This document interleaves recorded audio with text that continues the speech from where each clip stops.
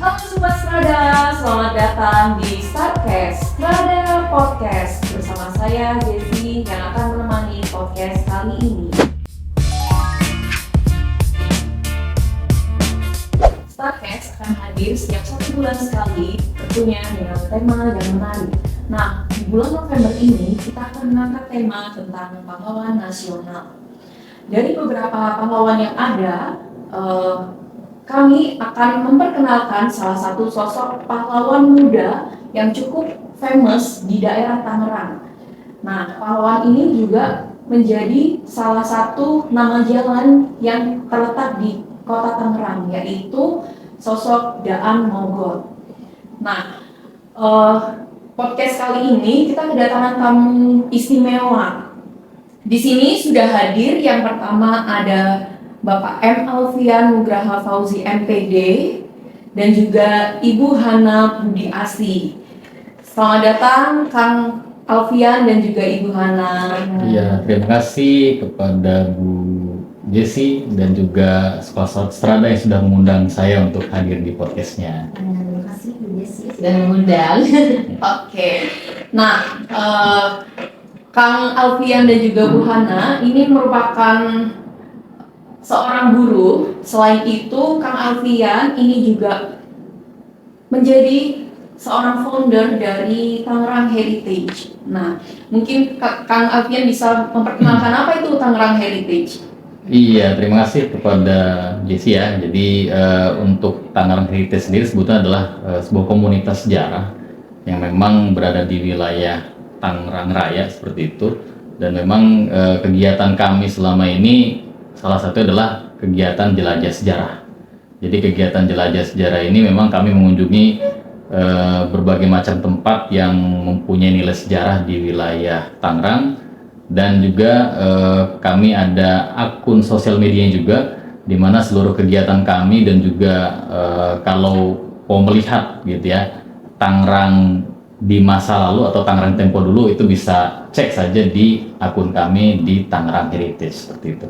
Oke, nah berkaitan dengan mengulik kembali sejarah, ternyata Kang Alfian ini juga seorang guru sejarah, Ya, betul betul, ya betul, Kang? betul. Nah, lalu di sini kita juga kedatangan Ibu Hana, seorang guru dari SMK Strada Daan Mogot. Iya betul Ibu, saya dari SMK Strada Daan Mogot. Bu Hana sendiri mengampu mata pelajaran apa Ibu?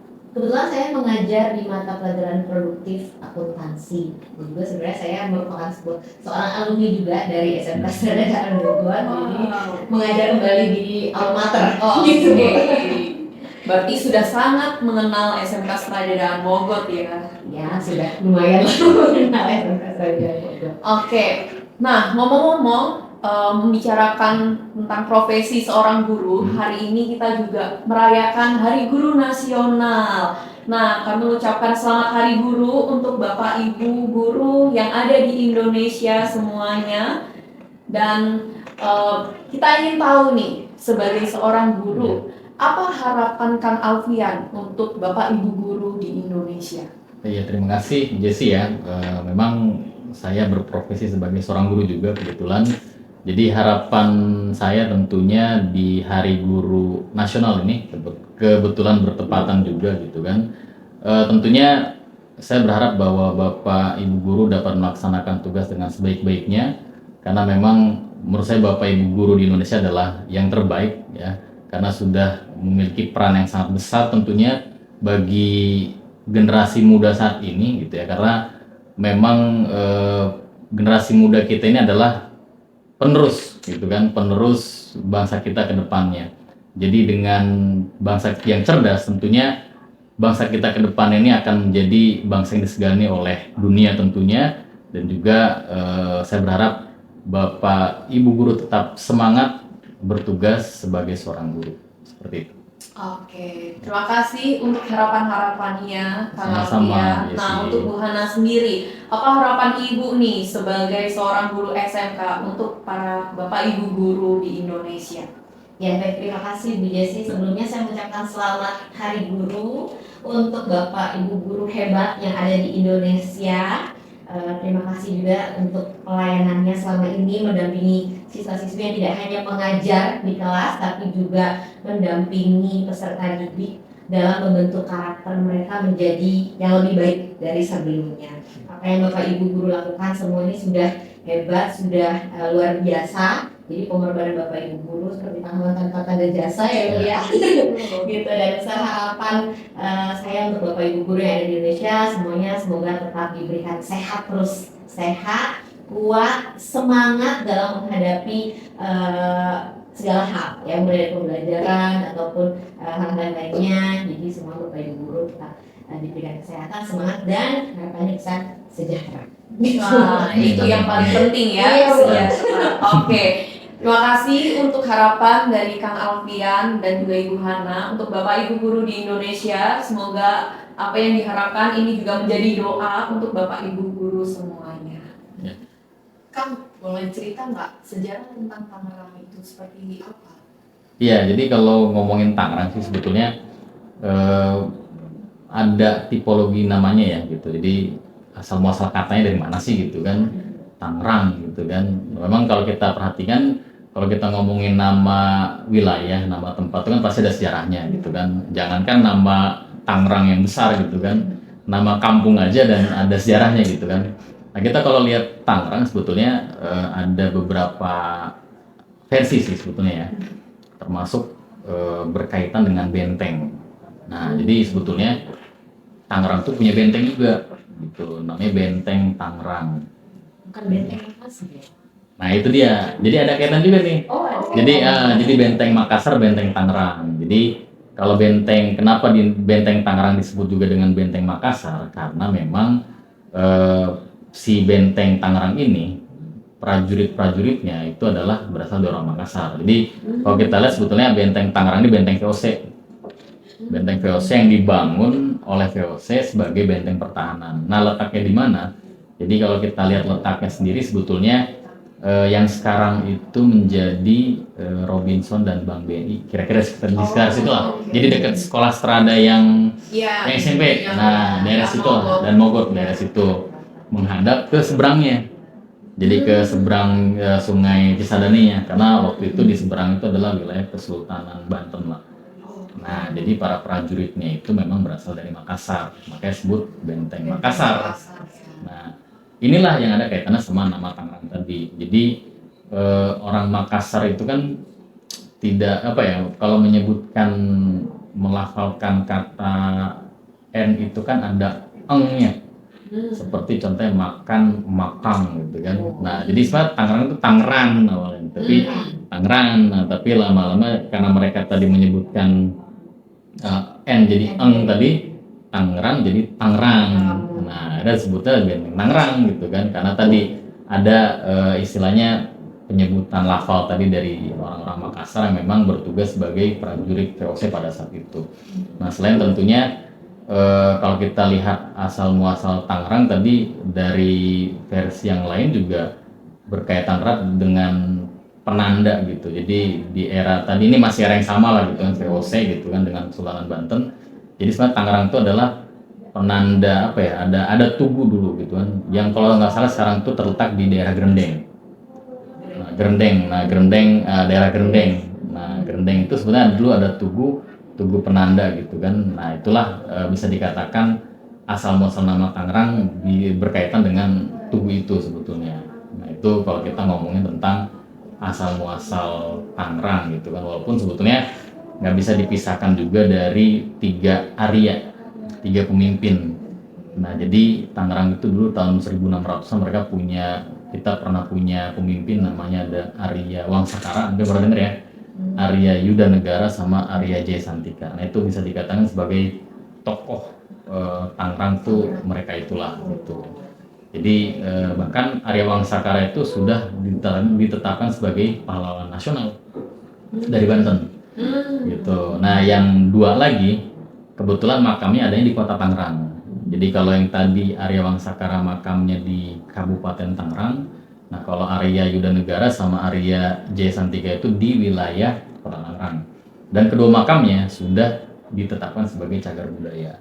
Nah, jadi itu ada kaitannya juga sebetulnya sama sejarah berdirinya Tangerang seperti itu. Walaupun ya tadi kita lihat hampir semua kota di Indonesia nantinya akan mendapatkan pengaruh Belanda juga ya, gitu, termasuk Tangerang juga gitu kan. Dan kita ini sebetulnya di zaman Belanda ini Tangerang itu masuk wilayah Kresidenan Batavia. Oh gitu. Ya, jadi Batavia itu kan wilayah Kresidenannya ada banyak juga gitu. Nah, Tangerang termasuk wilayah Kresidenan Batavia pada saat itu gitu kan.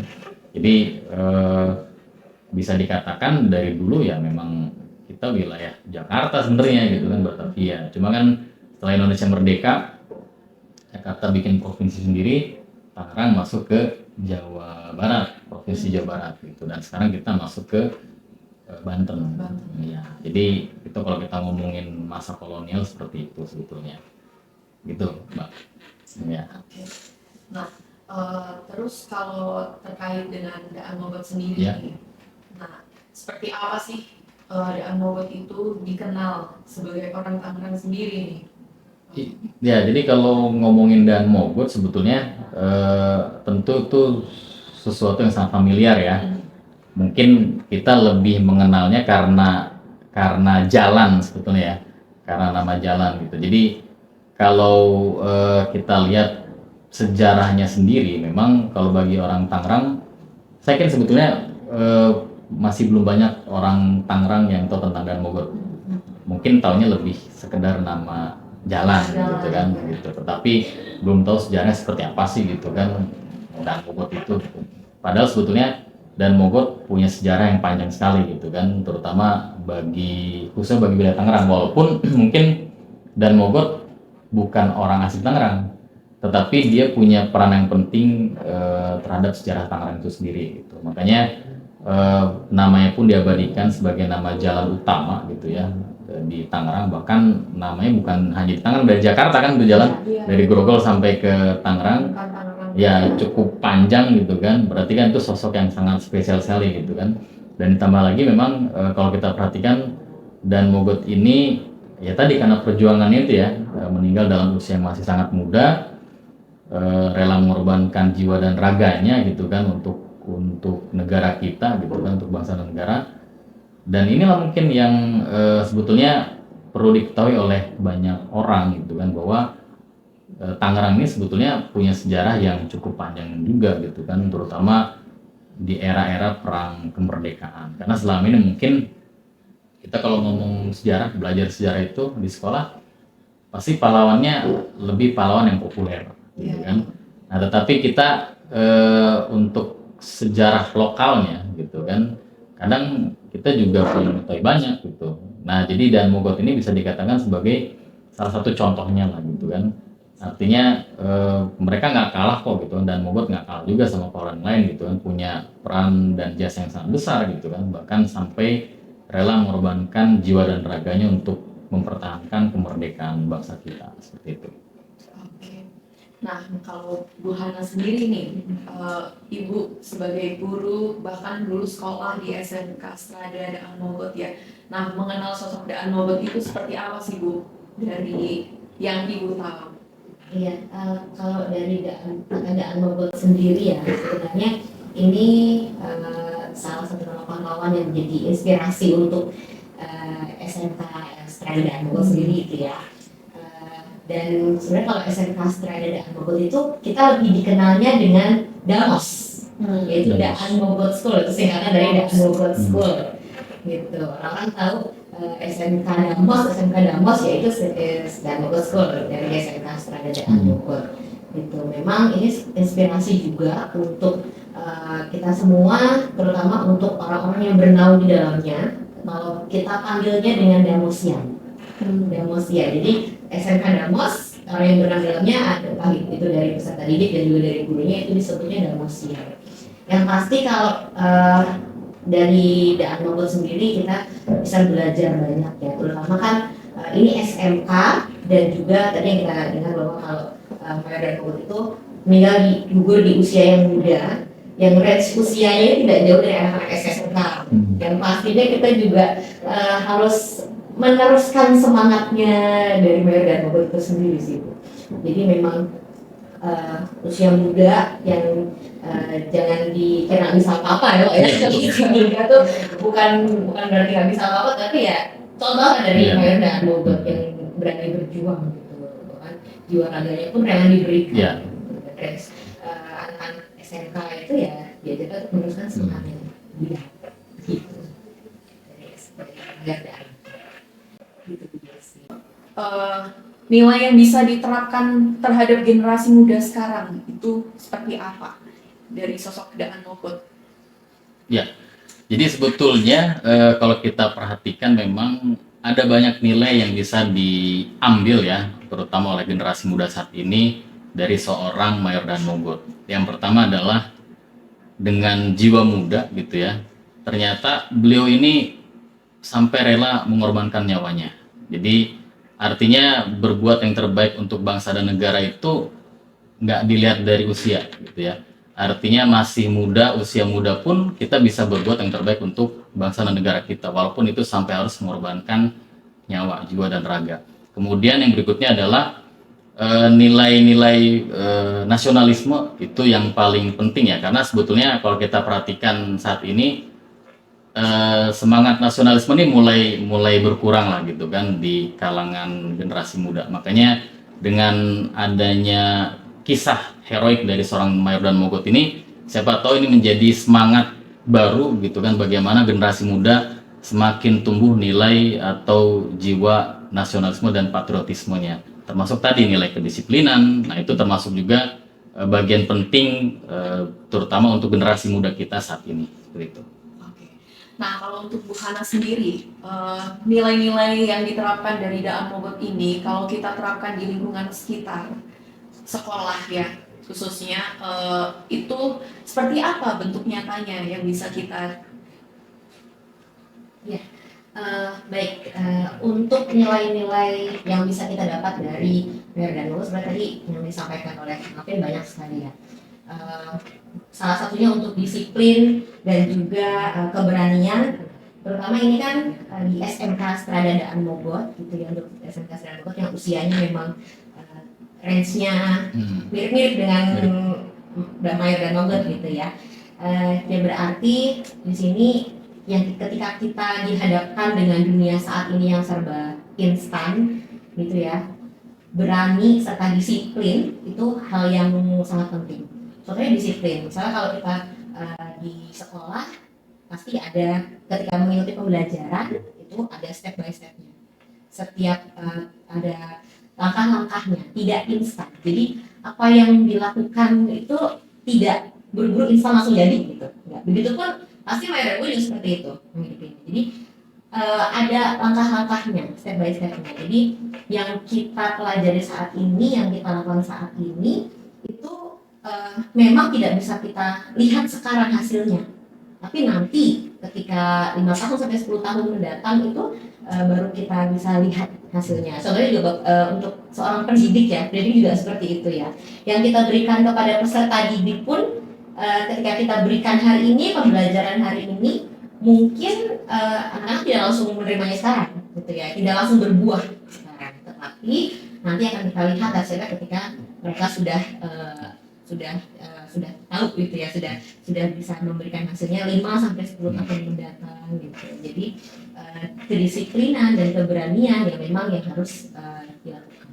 Jadi ada langkah-langkahnya step by step. Tidak memang kita serba instan sekarang, tapi ya kita harus menghidupi, kita harus percaya bahwa langkah-langkah dan step by step ini nanti akan membuahkan hasil yang maksimal gitu. Oke. Nah, nilai kedisiplinan dan juga keberanian ya tentunya ini menjadi nilai yang bisa dihidupi untuk generasi muda, khususnya juga semua anak-anak Indonesia. Nah, sebelum kita melanjutkan ke segmen berikutnya, kita ada sedikit penampilan dari SMP Strada Slamet Riyadi. Halo semuanya, selamat pagi semuanya. Perkenalkan kami Slady Band dari SMP Strada Slamet Riyadi. Terimalah salam hormat dari kami. Slady Band, Jackson.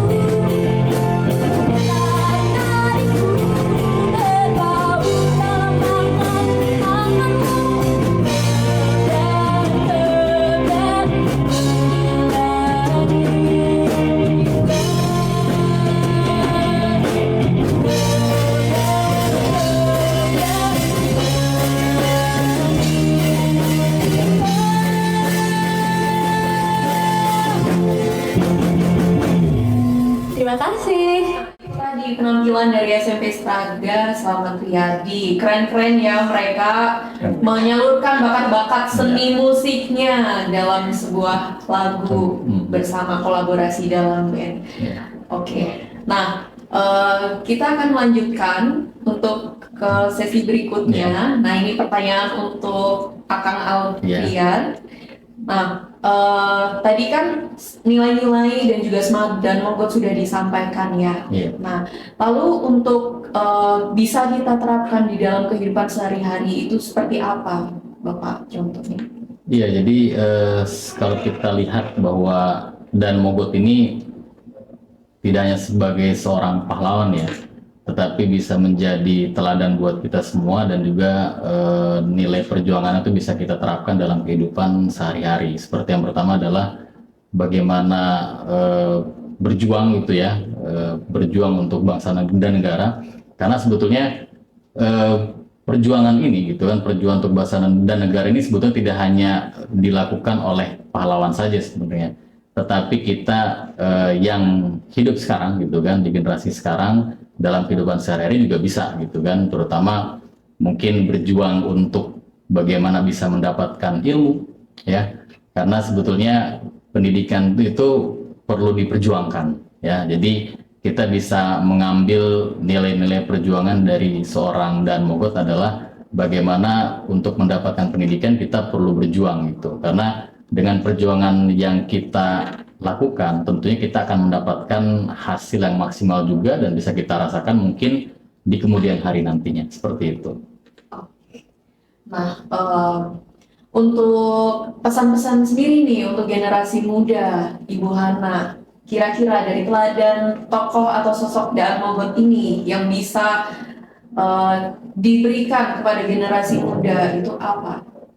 Ya, kalau untuk pesan-pesan untuk generasi muda, pastinya mulai dari diri sendiri dulu. Mulai dari masing-masing kita punya tekad yang kuat, kita punya keberanian, berani ambil resiko, seperti Badan Mogot ya, kita nggak tahu resiko kedepannya bagaimana. Kita memang sekarang tidak harus mengangkat senjata untuk berperang gitu ya, tapi sekarang kita bisa berperang dengan intelektual, dengan pendidikan. Gitu. Jadi yang bisa kita lakukan sekarang, kita harus lebih inisiatif, terutama anak-anak dari yang kita ajarkan gitu ya, sebagai guru mengajarkan anak-anak untuk lebih inisiatif, berani mengambil resiko, bertekad bulat, dan tidak harus menunggu nanti-nanti. Kalau misalnya bisa sekarang kita lakukan aja gitu. Kan ada ya quotes ya, lakukan hari ini seperti kamu akan mati esok gitu ya. Jadi yang terbaik kita lakukan sekarang, ya seperti Badan Mogot ya, ya gugur di usia muda gitu ya. Kita nggak harus tunggu menjadi orang atau menjadi seseorang supaya bisa melakukan sesuatu. Seperti Badan Mogot tuh di usia muda bisa melakukan hal yang luar biasa yang bersejarah, dan itulah yang anak muda sekarang bisa lakukan juga. Inisiatif, keinginan yang tekad, ya yang bulat gitu ya, dan berani ambil resiko. Jadi itulah untuk generasi sekarang yang harus kita teladani gitu.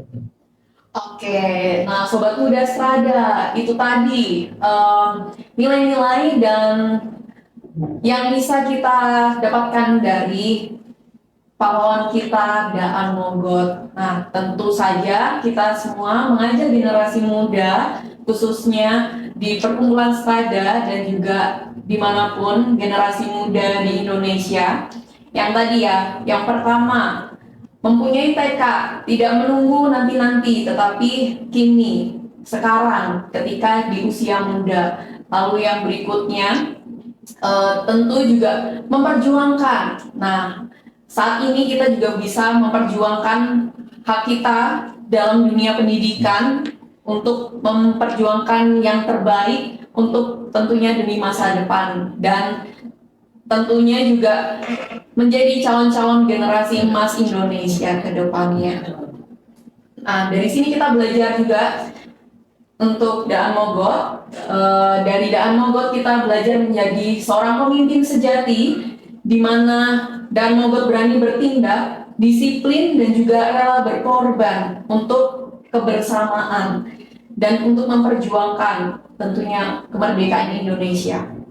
Nah, terima kasih banyak Akang Alfian dan Sama-sama, juga Mbak Ibu Jessi. Hana Makasih atas juga. obrolan inspiratif Ya. hari ini. Dan juga tentunya untuk Sobat Strada semuanya dimanapun berada, teruslah menyalakan semangat dan mogot, dan juga tokoh inspiratif muda lainnya dalam tindakan kita sehari-hari. Sampai jumpa di Starcast berikutnya.